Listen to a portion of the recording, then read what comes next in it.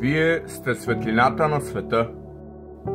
Ние, християните, бидейки общност, която представя Исус, от нас зависи това какъв ще го представим на света. Ако ние го представим зле, той няма да изглежда добре, защото ние сме тези, които носят Неговото име.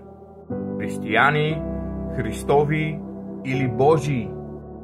Ние, наричайки се с Неговото име, декларираме, че нашият живот е подобен на Неговият живот.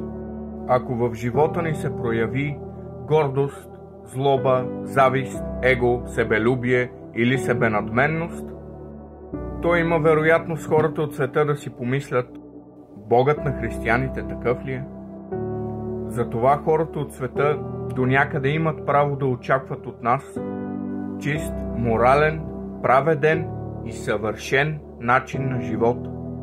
Като християни, ние трябва да имаме авторитет както пред самият Бог, така и пред човеците, за да не се хули Божието име заради тези, които носят Божието име. Израел имаха задача да представят Бог Яхве на езичниците в старозаветната епоха.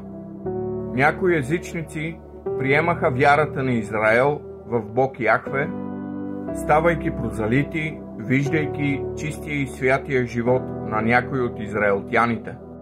Йов беше езичник. Тази отговорност да приведем светът в църквата пада днес върху нас, защото има доста хора, които трябва да чуят за Христос. Те не че не са чули, но трябва и да видят животът на Христос изобразен в нас. Нека видим Матей 5 глава 16 стих.